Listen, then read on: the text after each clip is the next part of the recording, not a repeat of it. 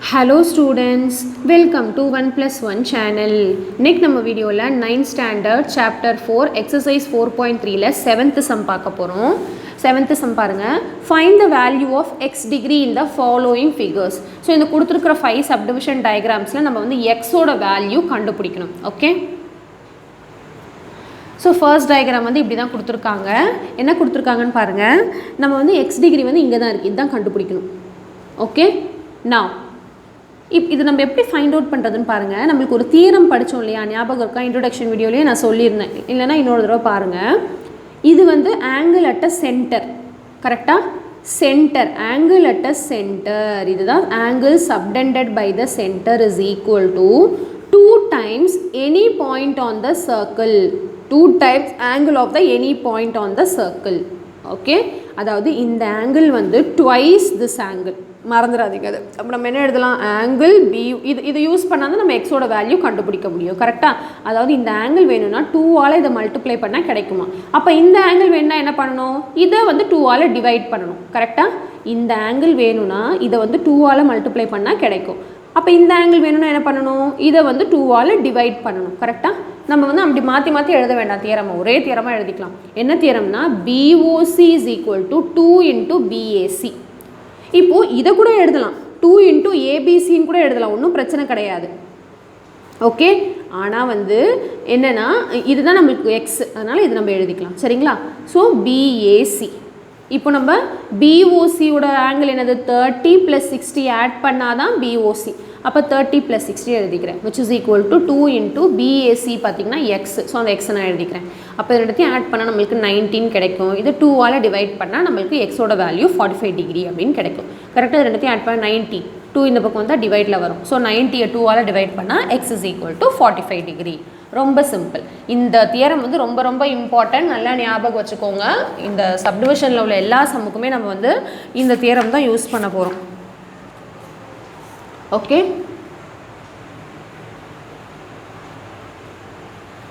சொல்கிறேன் பாருங்கள். உங்கள் புக்கில் வந்து பேஜ் நம்பர் 167 இருக்கீங்க பாருங்கள். ஆல்ரெடி நான் சொல்லியிருக்கேன்.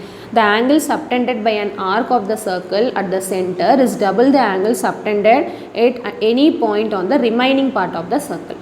ஓகே, சென்டரில் உள்ள ஆங்கிள் சப்டைனிங் இந்த சென்டர் வந்து 2 times angle subtended by any point on the circle, any part of the circle, remaining part அப்படின்னு கூட வச்சுக்கலாம். ஓகே, நெக்ஸ்ட் நம்ம செகண்ட் சப்டிவிஷன் பார்த்துடலாம். செகண்ட் சப்டிவிஷன் பாருங்கள், இந்த மாதிரி கொடுத்துருக்காங்க டயக்ராமு. இப்போ பார்த்தீங்கன்னா நம்மளுக்கு வந்து ஆங்கிள் சப்டெண்டட் கொடுத்துட்டாங்க, பட் இந்த ஆங்கிள் கொடுக்கல. எப்படி கண்டுபிடிக்கணும் அப்படின்னு பாருங்கள். இதுக்கு வந்து ஜஸ்ட் நம்ம வந்து ஒரு பண்ண வேண்டியது வரும், அதாவது சம் ஜாயின் பண்ணணும். அப்போ தான் மட்டும்தான் நம்ம வந்து இந்த சம்மை வந்து கம்ப்ளீட் பண்ண முடியும். ஏன்னா வந்து இந்த ஆங்கிள் இருக்குது, இந்த ஆங்கிள் தெரியாது. அப்போ எப்படி நம்ம எக்ஸோட வேல்யூ கண்டுபிடிக்க முடியாது இல்லையா? ஸோ நான் என்ன பண்ணுறேன்னா ஃபஸ்ட்டு வந்து ஜாயின் OP பண்ணிக்கிறேன். ஸோ ஓபியை வந்து ஜாயின் பண்ணிக்கிட்டா என்ன ஆகும்னா, இந்த OQ, OP, OR எல்லாமே சேமா, ஏன்னா எல்லாமே வந்து ரேடியஸ், கரெக்டாக? OQவும் ரேடியஸ், OPயும் ரேடியஸ், ORவும் ரேடியஸ். ஏன்னா centre from any point on the circle வந்து ரேடியஸ் தானே. அப்போ ஃபஸ்ட்டு வந்து இந்த பக்கம் பாருங்கள், OQவும் OPயும் வந்து ரேடியஸாக இருக்கிறதுனால என்ன சொல்லலாம்னா, angle opposite to the equal sides are equal. அதாவது இந்த சைடும் இந்த சைடும் ஈக்குவலாக இருக்கிறதுனால இந்த சைடுக்கு ஆப்போசிட் உள்ள ஆங்கிள் இது, இந்த சைடுக்கு ஆப்போசிட் உள்ள ஆங்கிள் இது. அப்போ இந்த ஆங்கிளும் இந்த ஆங்கிளும் ஈக்குவல் அப்படின்னு அர்த்தம். அப்போ இது எக்ஸ்னா இதுவும் எக்ஸ்ன்னு நம்மளுக்கு கிடச்சிருக்கு. புரியுதா உங்களுக்கு? அதே மாதிரி இந்த பக்கம் வாங்க, இந்த பக்கம் வந்தீங்கன்னா OPயும் ORயும் ஈக்குவலாக இருக்கிறதுனால இந்த சைடுக்கு ஆப்போசிட் ஆங்கிள் இதுனா இந்த சைடுக்கு ஆப்போசிட் ஆங்கிள் இது. அப்போ இது 30னா இதுவும் 30. புரியுதா? அப்போ இப்போ ஈஸியாக கண்டுபிடிச்சிடலாம் இல்லையா அந்த ஆங்கிள் சப்டெண்டட் தியரம் வச்சு. அப்போ என்ன பண்ணலாம்? 80 degree is equal to 2 into X plus 30 ஈஸியாக கண்டுபிடிச்சிடலாம், கரெக்டாக? இப்போ நான் இது ரெண்டும் சொன்னாலே அது வந்து நம்ம ஸ்டெப் வைஸ் எழுதணும், இப்படி டயக்ராமில் டைரெக்டாக எழுதக்கூடாது, சரிங்களா? நான் என்ன எழுத போகிறேன்னு பாருங்கள். ஃபஸ்ட்டு பார்ட்டில் OQ is equal to OP, radius. ரெண்டும் ரேடியஸ் வந்து ஈக்குவலாக இருக்கிறதுனால OQPயும் OPQவும் ஈக்குவல். ரீசன் என்ன? Angles opposite to equal sides are equal. புரியுதா? அப்போது OQPயும் ஒன்றுமே இல்லை, இது ஆங்கிள் எழுதணும் அவ்வளோதான். எக்ஸை வந்து நம்ம எப்படி எழுதலாம்? OQP. இந்த ஆங்கிளை மட்டும் எப்படி எழுதலாம்? OPQ, அவ்வளோதான். அப்போ என்ன எழுதிடலாம்? therefore OPQ is equal to xன்னு நம்மளுக்கு கிடச்சிருக்கு. இது வந்து xன்னு கிடச்சிருக்கு, அதான் நம்ம இப்போ ஸ்டெப் வைஸாக இங்கே எழுதியிருக்கோம். புரியுதா? அடுத்து இப்போ அதே மாதிரி இந்துக்கும் எழுதணும் 30 டிகிரி. என்னது? OR is equal to OP. என்னது? ரேடியஸ். அப்போ நம்ம என்ன சொல்லலாம்?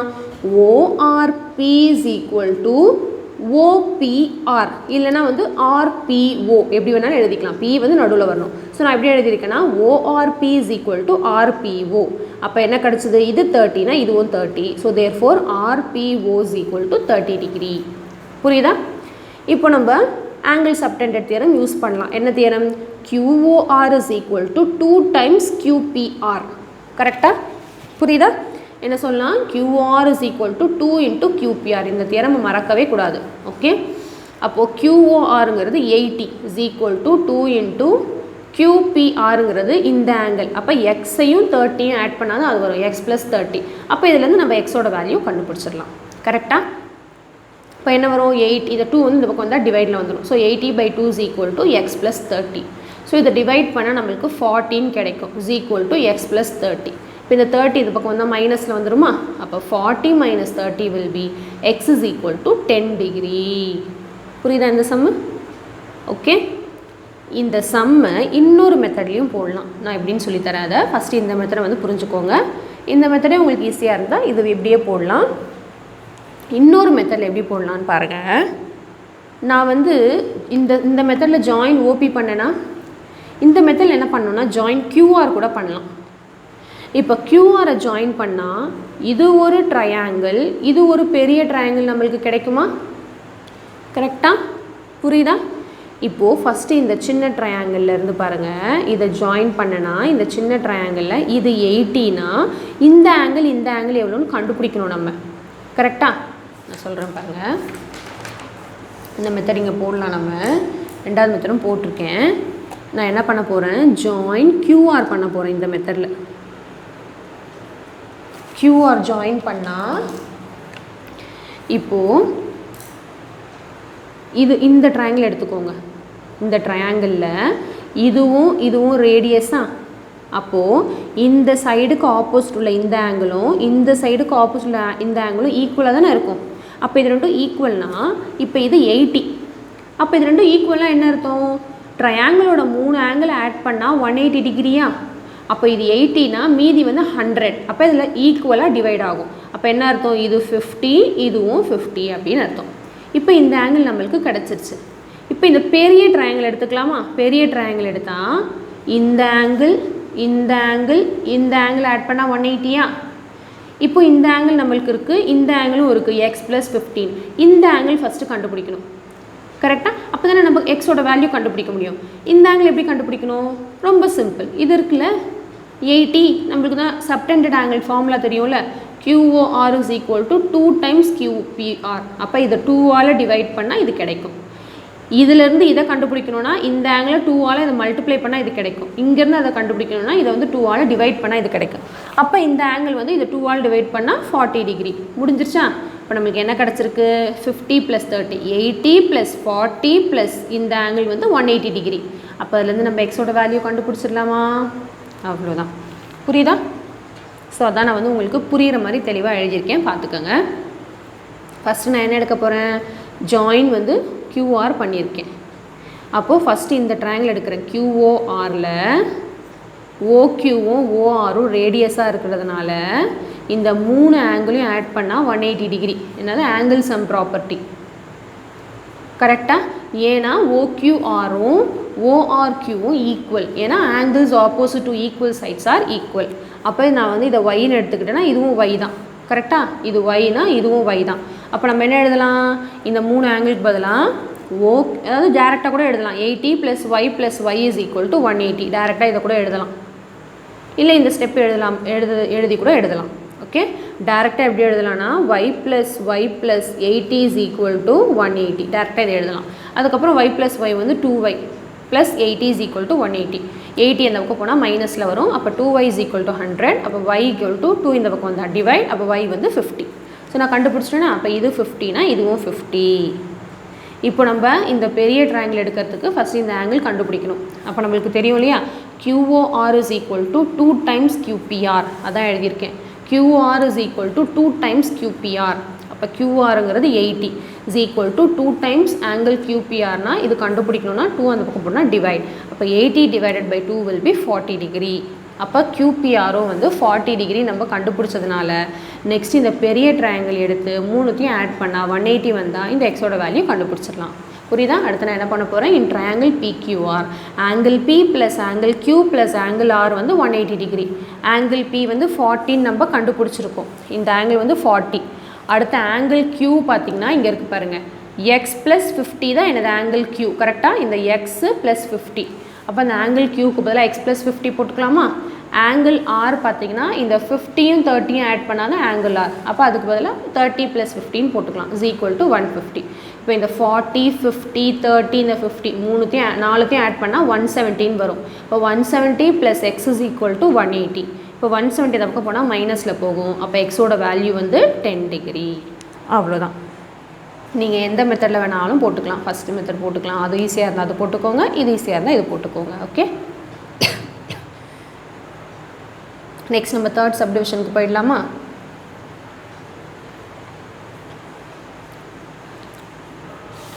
ஓகே, தேர்ட் சப்டிவிஷன் பாருங்கள். டயக்ராம் வந்து இப்படி கொடுத்துருக்காங்க. இது வந்து நம்ம எக்ஸோட வேல்யூ இங்கே கண்டுபிடிக்கணும். ஓகேவா? எப்படி கண்டுபிடிக்கிறதுன்னு பாருங்கள். இப்போது இந்த ட்ரையாங்கிள் எடுத்துக்கிறேன் நான். இந்த ட்ரையாங்கிள் எடுத்துட்டேன்னா ஓபியும் ஓஎன்னும் வந்து ரேடியஸா? கரெக்டாக? ஓபி அண்ட் ஓஎன் வந்து ரேடியஸ். கரெக்டாக?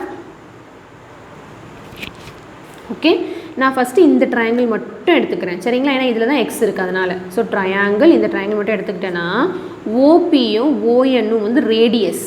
கரெக்டாக? அப்போ ரேடியஸ்னால் இது ரெண்டும் ஈக்குவலாக இருக்குமா? அப்போ இது ரெண்டும் ஈக்குவலாக இருக்குன்னா இந்த சைடுக்கு ஆப்போசிட் உள்ள ஆங்கிள் இது, இந்த சைடுக்கு ஆப்போசிட் உள்ள ஆங்கிள் இது. அப்போ இந்த ரெண்டு ஆங்கிளும் ஈக்குவலாக. அப்போ இது எக்ஸ்னா இதுவும் எக்ஸ் தான். கரெக்டாக?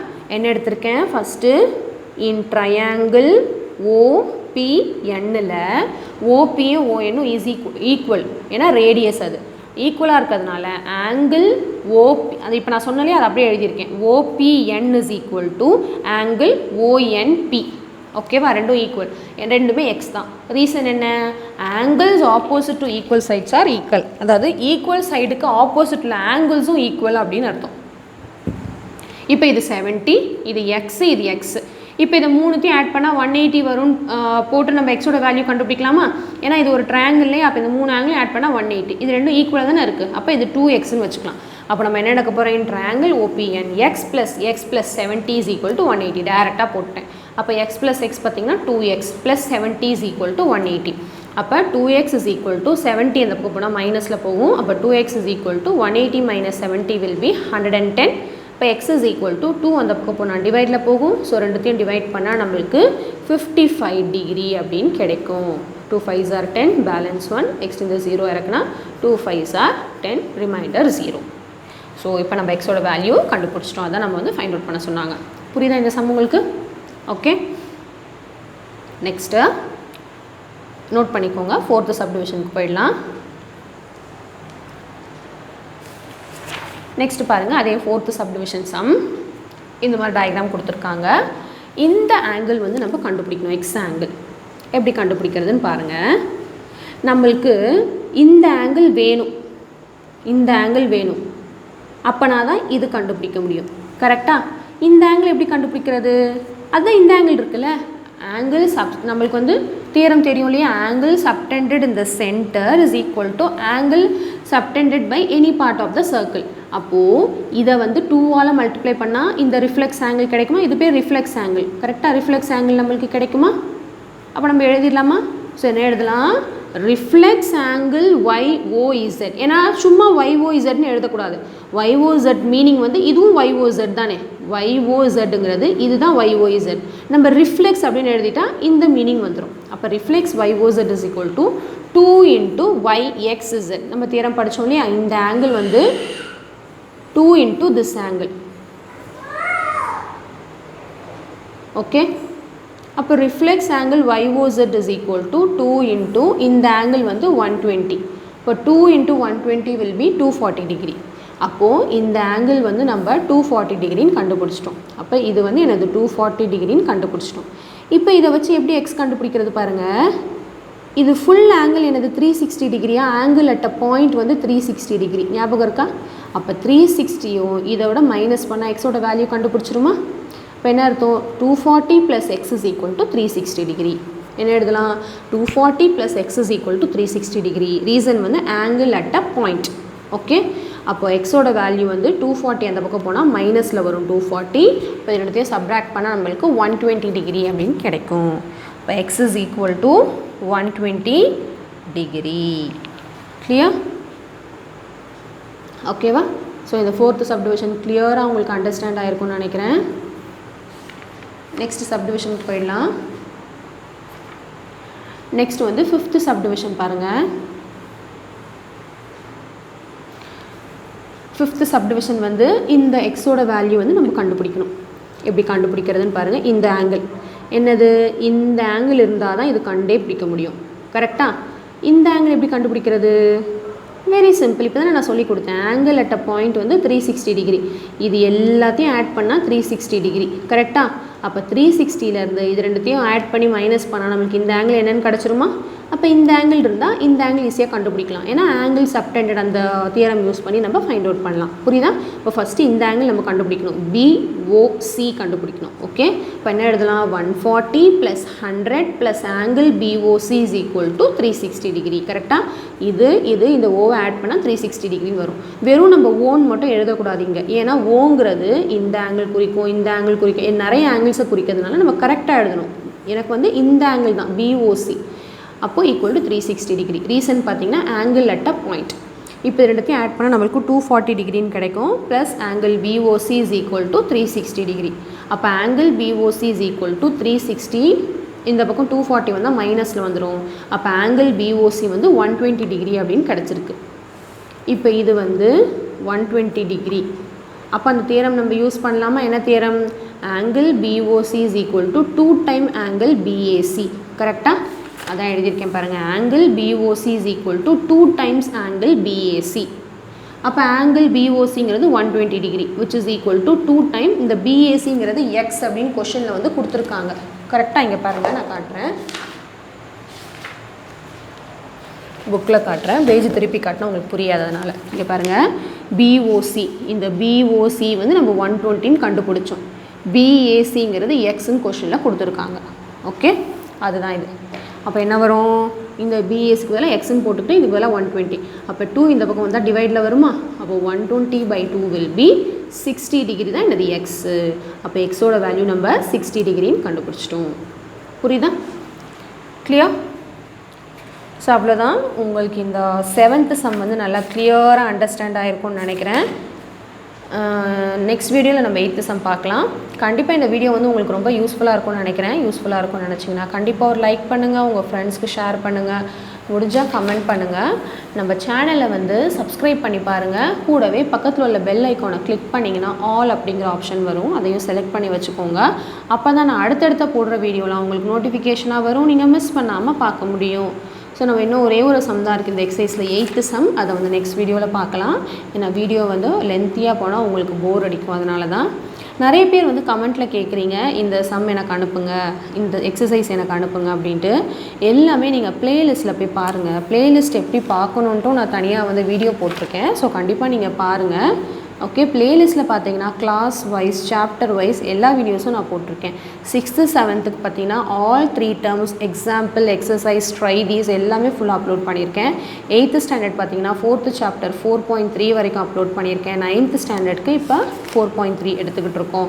10th ஸ்டாண்டர்டுக்கு 2nd சாப்டர் வரைக்கும் ஃபுல்லாக அப்லோட் பண்ணியிருக்கேன். ஸோ கண்டிப்பாக பாருங்கள். Bye students.